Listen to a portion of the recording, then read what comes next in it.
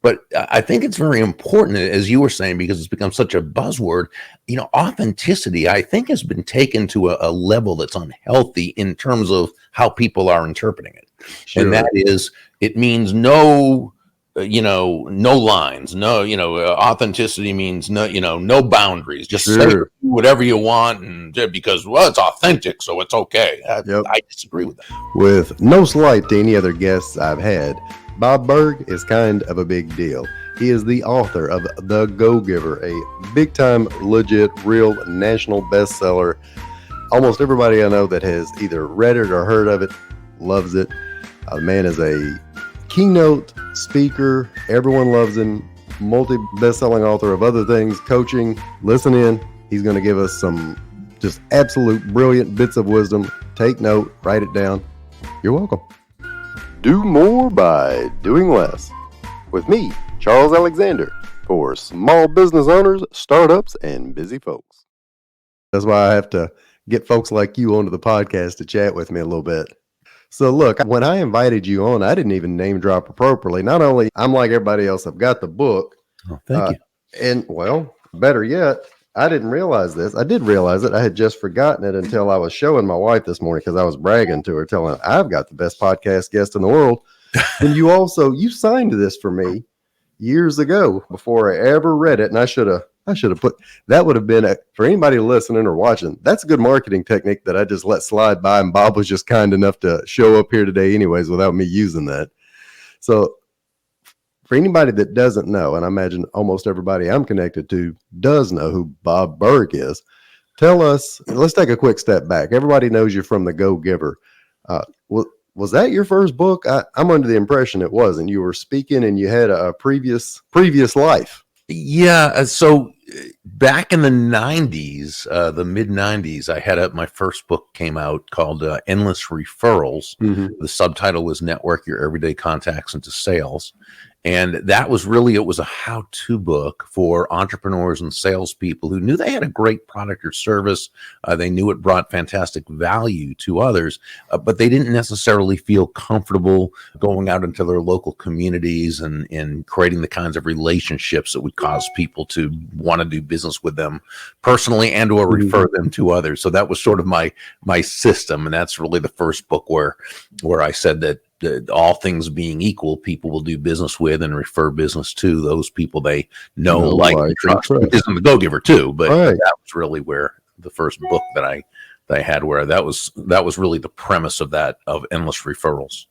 I have good friends of mine that have been in sales forever.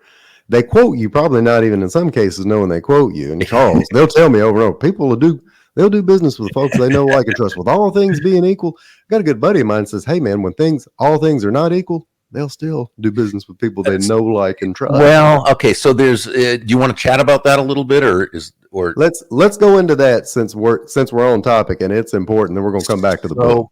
So people do say this. My full saying is and this is an important part, all things being equal. Correct. People will do business with and refer business to those people they know, like, and trust. So what about when things aren't equal? Will they still? It depends how unequal they are. Sure. So when I say all things being equal, I mean all things being equal or close enough to equal. But the fact is, no, if it's not close enough to equal, no, they won't do business just because they know, like, and trust the guy. If you are not able to deliver something that they need right now, right, or not able, right. No, they're not. They're going to have to go with who can, or and there's many other examples we could. Oh yeah, yeah. So I don't really. I think I know what people mean when they say all things not being equal, but no, I think it's important to clarify. No, you still have to be able to deliver. Sure. And so forth. So, and I completely agree with you. If you're in that range, whether it's a couple of dollars here or delivery time there, or, you do a ton of speaking. So if somebody, let's say they're budget conscious and it's, I don't know, not a Fortune 500, but a big company, if Bob here's, got an extra zero he's asking for, maybe they can't do it. But if it's just, if it's a smaller difference and they've gotten to know you versus the other speaker they don't know. Yeah. Bob, so it should be all things being equal or close enough to equal, but that doesn't sound as smooth, right? We're All going being equal, or close enough to equal, right? we'll say equal-ish, and I'll add a little TM on it, and I'll I steal it. like It'll that. be a Yeah, you Charles can do that. Alexander That's thing. yours. So all right. So you're back in the day, you're endless networking and referrals, and then you make this. You and a co-author write John The David Mann, yeah. Go-Giver. Mhm. Yeah. Mhm. So tell anybody else, and it's an awesome book, by the way. Tell Thank them what the premise is. Yeah, so the premise of this book, and John was the lead writer. I mean, this guy's a wonderful author and fantastic writer, and so I'm a how-to author. So to make this into a parable is totally out of my strength zone. So I owe so much to John.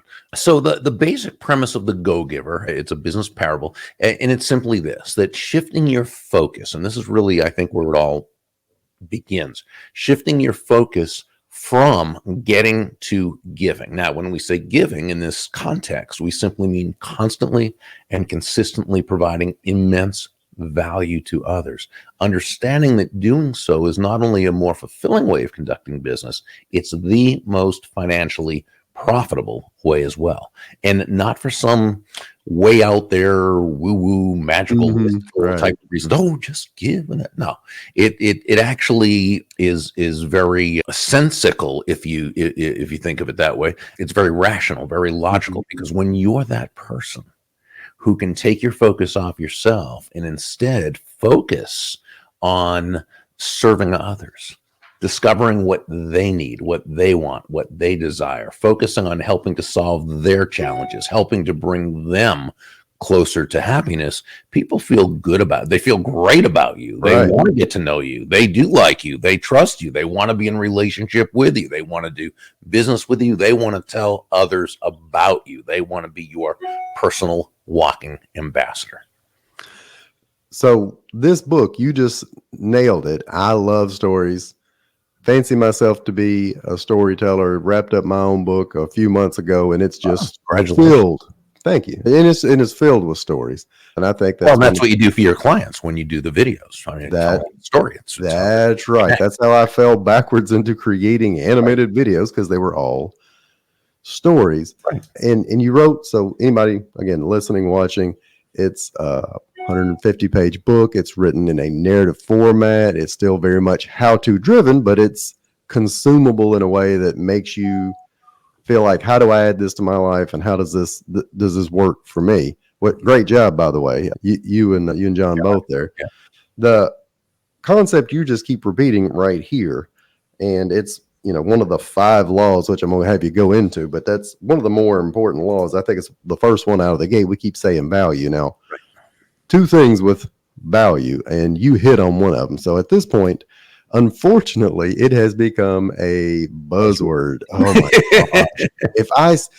I'm telling you, anybody, if I see an email come from you and it's semi-cold or it's LinkedIn message and you use the word value, I almost immediately run for the hills. And it's not because it's not a fantastic word. It is, but it's how we have, you started to use it. And you told, so there's 2 things that when I'm trying to work with my coaching clients or whoever it is that we run into issue-wise, when I say value, they think, well, okay, one way you're using it is in the secret manifesto, manifesting woo-woo, like you just said, way. If I put out in the universe and it'll all return to me. And then we run into the other issue with, okay, well, how do I keep adding value?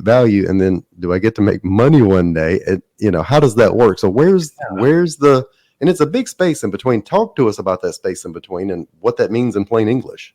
Well, I think it begins with defining the term so that we're all on the same wavelength. Because at this point, as you said, it's a buzzword. It's so overused that people can say value, but what does it really mean? Right. Whatever the person thinks it means. And it's typically people define things unconsciously, right? Mm-hmm. So it's important to understand this. So there's a difference between price and value, right? Price is a dollar figure. It's a dollar amount. It's finite. It simply is what it is. Value is the relative worth or desirability of a thing, of something, to the end user or beholder. In other words, what is it about this thing, this product, service, concept, idea, what have you, that brings so much worth or value to another human being that they will willingly, in this case, let's say, exchange their money for this value and be ecstatic that they did. And so law number one, the law of value, says your true worth is determined by how much more you give in value than you take in payment. Well, if you don't understand the definition of value, it sounds like a recipe for bankruptcy. Sure. Right? How do I give more in value than I take in payment without going bankrupt? Right. I can only do it for so long before I'm a nonprofit. Right, exactly. So I like to use just a very simple example, the one of the accountant who you hire to do your taxes, who charges you round figure $1,000. That's her fee, her price, $1,000. But what value is she providing you? Well, through her experience, hard work, getting to know you, getting to know your business, what you're looking to accomplish, she's able to save you $5,000 in taxes. She saves you countless hours of time, and she provides you and your family with the security and peace of mind of knowing it's done correctly. So she gave you well over $5,000 in value, correct, relative worth, right? Value in exchange for $1,000 price. So you feel great about it, and she made a very healthy profit, which she should. In fact, in any free market-based exchange, when I say free market, I simply mean no one's forced to do business with anyone else. There should always be two profits: the buyer profits and the seller profits, because each of them come away better off afterwards than they were beforehand. But the key to this is that it took place not because the accountant was focused on the fee she was going to receive from you. She was focused on the immense value she was going to provide you. The fee was simply the result. This is why John and I say that money is simply an echo of value, right? It's the thunder, if you will, to value's lightning, meaning nothing more than that the value must be that you're providing another person must be your focus. The money you receive is simply a natural result of the value you've provided.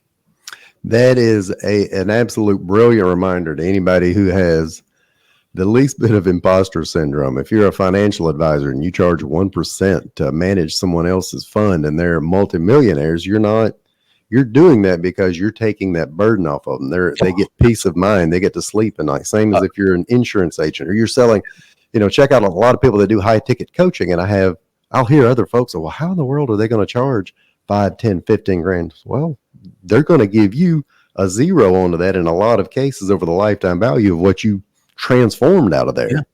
And and that's just the intrinsic value of what they offer. There's also the value in terms of excellence and consistency, attention, empathy, appreciation. It's everything about the buying experience from the moment you meet that person, regardless of how you met them, through the relationship building process, the follow-up, the follow-through, the sales process, the referral process.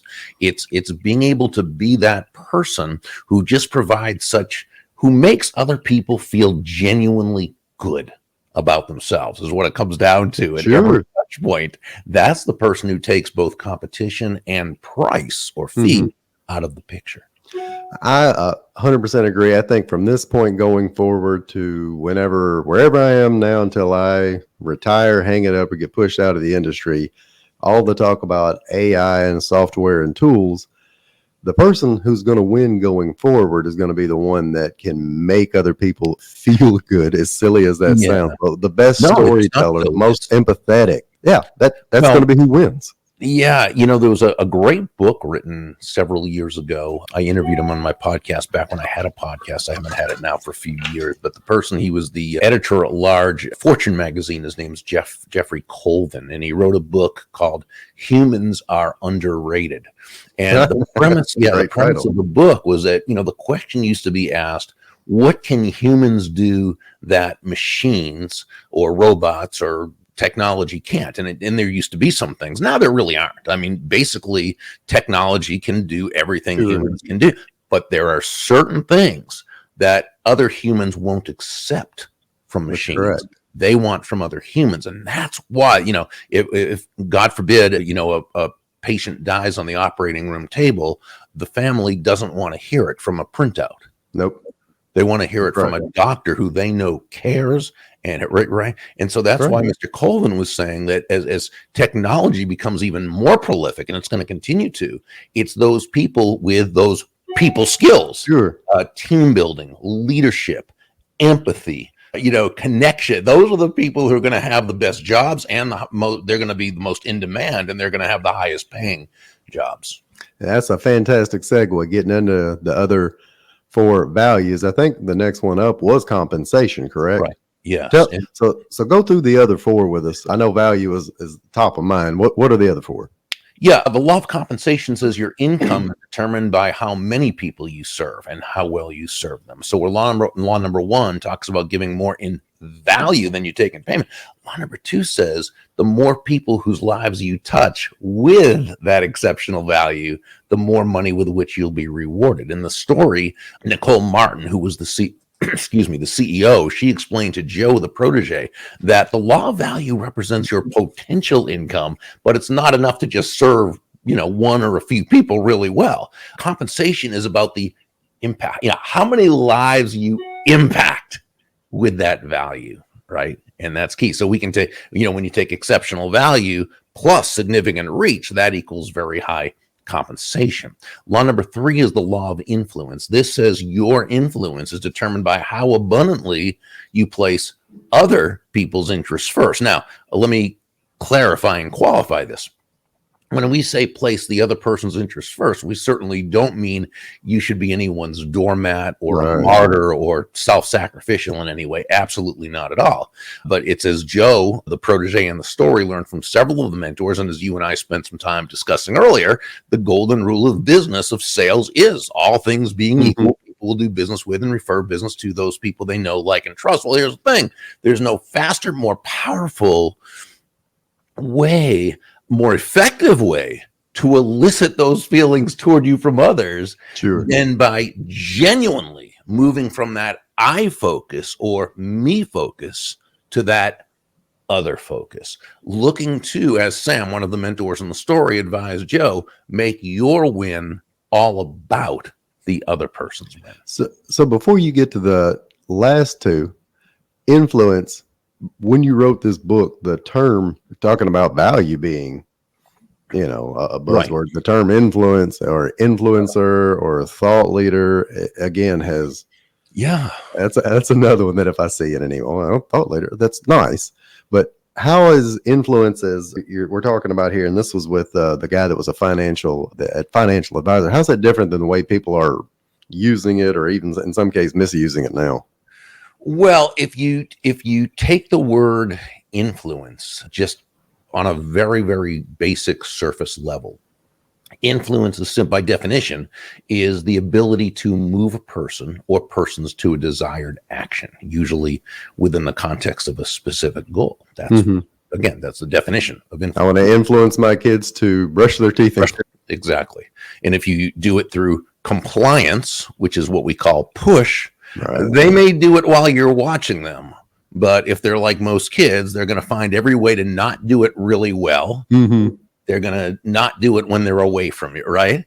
If you do it instead by earning their commitment, then you help them to see how it's in their best interest to do so. And that's why we say that the essence, and John came up with this with this term, the essence or substance of influence is pull, not push. Right? Push is compliance, right? It's ineffective at best. It's temporary. It's very difficult to sustain compliance. Whereas when we pull, now we're earning that person's commitment. How do we do that? Well, we do that through understanding what I think was the essence of the underlying premise of Dale Carnegie's classic How to Win Friends and Influence People. And this is where Mr. Carnegie wrote, ultimately, people do things for their reasons, not our reasons. So the great influencer is always asking themselves questions to make sure they're focused in the right direction. See, I believe we need to be internally motivated, but outwardly focused. So the great influencer is always asking themselves, how does what I'm asking this other person to do, how does it align with their goals? Correct. Their needs, their wants, their desires. How does it align with their values? How does what I'm asking this person to do, how does it help them get what they want? How does it help solve their challenge? How does it hit their hot button item? How does it hot button, exactly, make an emotion they feel even better or remove a bad emotion that's tied to the thing that you're solving. And by the way, if Ava, Lily, or Elaine are listening, I know all of you brush your teeth.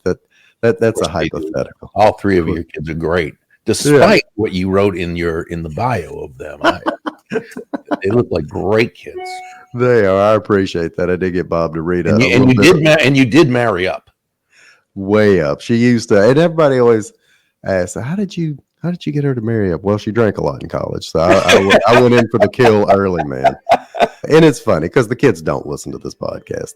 They say it. I tell them, hey, Bob Burg's gonna be on. They're like, that's cool. Hey, when are you taking me to school? And then we're off to the next thing. Right. You're just dad to them. You're not just the podcast. All these people, totally unimpressive. Which, so that's influence I don't have over my kids. The next item up though, and I keep harping on this, is about these buzz terms, but authenticity was when you wrote this and I read it, that was like the first time I'd really thought about it in that way. Authenticity. I'll just be me. But give us a little more on that. Yeah. So, so in this part of the story, Deborah Davenport shared a lesson that she had learned that got her business to that next level. And that was all the skills in the world, the sales skills, technical skills, people skills, as important as they are. And they are, by the way, all very important. And she's the real estate agent. Yeah. Yeah. All those skills, as important as they are, they're also all for naught if you don't come at it from your true, authentic core. But when you do, when you show up as yourself day after day, week after week, month after month, people feel comfortable with you. They feel safe with you. Why wouldn't they? Right? They know who they're getting. There's that consistency. And as human beings, we have a deep, this is just an aspect of human nature. We have a deep-seated need to understand our world. This in a world that's often difficult to understand. We want consistency in a world that's often inconsistent. So there's a great advantage to being yourself, being authentic. But I think it's very important, as you were saying, because it's become such a buzzword. Authenticity, I think, has been taken to a level that's unhealthy in terms of how people are interpreting it. Sure. And that is, it means no lines, authenticity means no boundaries, just say whatever you want. And because, it's authentic, so it's okay. I disagree with that. I think as a friend of yours, Seth Godin, has said that several times. He said, don't be that authentic. People don't want, if you're having a bad day, keep that to yourself. Yeah. And so there's a time and place for everything. And so I think the person who has that idea of authenticity is sort of like the person who says, well, I have anger issues and I yell a lot. If I were to act any differently, that wouldn't be authentic of me. I wouldn't be telling you the truth. Right. That's of course hogwash. It means that person has an authentic problem that they need to authentically work on in order to become a better, higher, more effective, authentic version of themselves. So like most things, I like to define terms so we can have a starting place. I define authenticity very simply, and that is it's acting congruently with your values. Oh, I think if you do that, now you're on the right track. That is assuming you have good values, and everybody listening and watching, of course, exactly does. And that stretches beyond that. Whenever you're doing a video or creating a piece of content, you don't have to use language you would normally use. Talk about things you wouldn't normally talk about unless you're stretching to learn those new things. Talk about your personal life a little bit. Talk about who you're speaking to and kind of the issues that they're facing, and don't try to turn it into something that it's not. Yeah. And I mean, ask the questions, is this appropriate? Sometimes it is, sometimes it isn't. I mean, that's where wisdom comes in. And so we want to stay congruent with our values, and we want to stay. And if one of those values, one of your highest values is relating to the customer as they want to be related to, well, you're going to do that.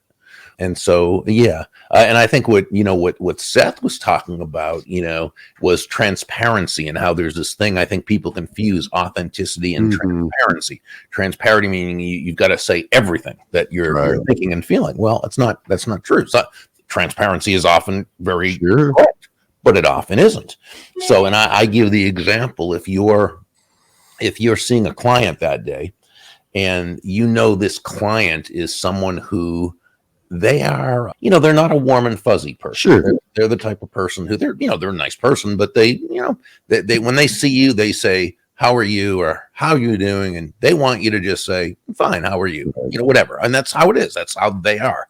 Well, you wake up with a horrible neck ache, right, that morning. And you don't even want to get out of bed. You don't want to go see this person. You don't want to be there. When they say, hey, you know, how are you? You know, if you're going to be transparent, right, you've got to say, oh, my neck, I must have slept right. Well, this person doesn't care. Okay. No, if your highest value is relating to that person as they want to, you're going to say, fine, how are you? Yeah. That's it. Okay. Now, later on, when you go to your chiropractor and he or she says, how is your neck? Now's the time to be transparent and say, you know, it's really hurting. I had a heart. Yeah.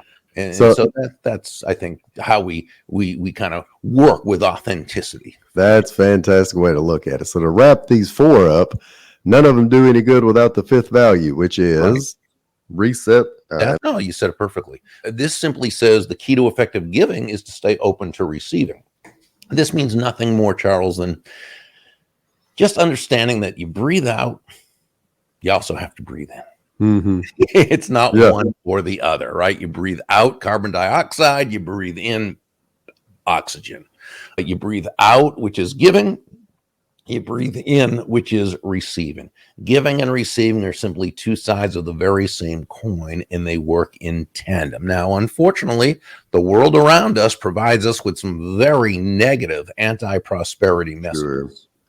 And it really is enough to mess a person's psyche and to get into that. So we have to really make a study of prosperity, I believe, and really understand the principles behind it. You know, we do a surface level job in Law 5, but there's people like Randy Gage and David Nagel, Sharon Lecter, Ellen Rogan, Ken Honda, so many great people out there who speak on prosperity and have books on it and blogs and videos. Make a study of it, because I'm going to tell you, the world can really mess up your head about prosperity and abundance and about money and about business. So it's very important that, you know, that yes, you focus on the giving and you allow the receiving. Absolutely. That's fantastic. And that's, I've, you know, had to watch myself. I've become a self-improvement junkie, but if you're just hopping from book to book and podcast to podcast and this thing to that thing, you're not allowing a lot of time or opportunity for the receptivity, and you're not taking it in, so to speak. You're just going from thing to thing. And then even what you're talking about, which is what I think 80% of the world or more live in, is just the easy clickbait buzz, the frustration of what all things can go wrong. And unfortunately, they may be receptive to the wrong things, but what you just pointed out makes a ton of sense. Well, thank you. So we'll we're getting close to the end here. You've got so many people in this, just in your book alone, that that wrote you fantastic reviews. We already mentioned Seth Godin and Mr. Keller and Steve Covey and here in Nashville, Dave Ramsey, Brian Tracy. Who, for a fun question, who is somebody you hadn't met yet that's still on your list of people to meet? Can't be many. Well, we've met, so you were on. There we go, baby. I don't know. I mean, I think it's just sort of. You met them all. No, it's not that. I haven't met everyone, but I've been very fortunate to meet a lot of people just through speaking. You on stage, you kind of, that happens. But no, I mean, I think there's just a lot of people who probably, if I met, I'd just have great conversations with them. It would be a blast to meet and sit with. But I can't really think of any person who I say, oh gosh, I would just love to meet that person. But I'm sure if I, put my mind to it and they came up, I probably would say, oh yeah, I'd really love to. Don't worry, Bob. I'm going to edit the rest of it out where you said you, Charles, and then that'll just be the end of the podcast. Well, so more podcast related, another softball, since I love talking to people about how to get more focused and do more by doing less. What's one thing in Bob Burg's life he honestly should be doing just a little less of? Well, see, I'm very fortunate that I have a team around me that does all the things that I'm really not good at, which is a lot more stuff than what I am good at. Mm-hmm. So that allows me to really focus on those things that I'm good at. But I think that when I was younger, I really micromanaged. Even though I had good people, great people, I still micromanaged. But that was more a lack of confidence in myself than it was with them. But I think as I've gotten older, I've been able to kind of let go a lot more. It's still in my, I used to say my life got better the day I realized I didn't have to be general manager of the universe, right? Yeah. But that's still, I think, part of me that I have to continually think about and keep a check on. So when you decided to stop micromanaging and letting go, what did that let you do more of? Oh, it gave me the energy and the freedom to do the things that really, jazzed me up, that I wanted to do. That's the content creation and so forth. So yeah, that was very important. That's a big game changer. Bob, how can somebody find you, get in touch with you, and what is it that, the value, and I already know, but go ahead and plug it. How can they find you? How can they get more of you? Best way is probably just go to my website, which is Burg, B-U-R-G. Most people think it's B-E-R-G. It's actually, you've got it right on the screen there, BURG.com. Yeah. And while they're there, there's a bunch of resources they can look at. But what should pop up on the screen is a little thing that says they can subscribe to my free daily impact email that I send Monday through Friday. And those are pretty fun. So I would suggest subscribing to that if you'd like. Good deal. All right, ladies and gentlemen, you just heard from the Bob Burg, the OG go-giver, and all the other fun things. The man is a speaker, and now whether he knows it or not, he's my new best friend. And Bob, I appreciate you coming to hang out with us today, friend. Thanks so much. I appreciate you, Charles. All right, wait, don't run off just yet. Do me a big favor. Hit the little plus sign to subscribe, scroll down wherever you are, and leave a very honest 5-star review and tell other people why they should be listening. And if you don't, an angel may in fact lose its wings. True story. Have a great day.